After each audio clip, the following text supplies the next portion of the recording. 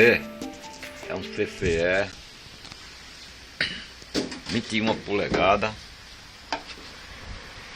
modelo HPS 2185 FS. O cliente falou que a luzinha ficava sempre apagando. Aí eu constatei que ele fica com LEDzinho, né? Olha. Olha aí. O LEDzinho, olha. Piscando direto. Qualquer tecla que você apertar aqui, não atua nada. Não dá nada. Tanto faz apertar uma como outra, não resolve nada. É uma CCE tela plana. Eu vou abrir, vou consertá-lo e vou mostrar para vocês onde era o defeito. Vou dar uma pausa no vídeo e logo em seguida eu volto. Voltei, agora com a televisão já consertada. Olha, ali o LEDzinho que ficava piscando, né? Ficava piscando. Vou ligar a tomada para vocês verem.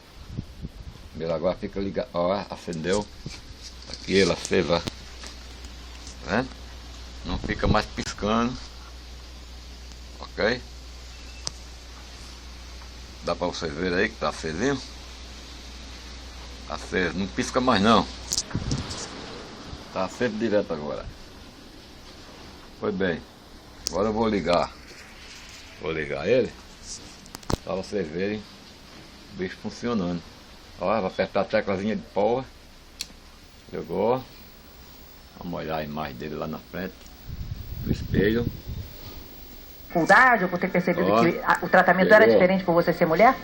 Já, mas eu digo às vezes para melhor, porque eu sempre treinei num esporte que é masculinizado, né? A gente se encarga de músculos no corpo inteiro.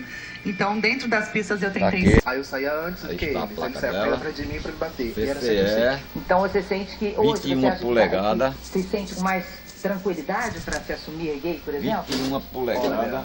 Existe sim, existe. Mas hoje eu tô bem comigo mesmo. 21,85. Eu tô livre. HPS 21,85. 21 polegadas. Falou que evoluiu e tudo. Eu vou só ouvir aqui um rapaz que deu um depoimento aqui, conversando com a gente antes. Trocada a peça, colocada nova. Que mostra o quanto a gente ainda tem Vou que dizer caminhar qual foi mesmo. a peça agora. Tudo bem? Deixa eu chegar Como é seu nome? Jadson. Jadson. Você estava conversando aqui que na sua época de escola era muito difícil. A peça que foi trocada.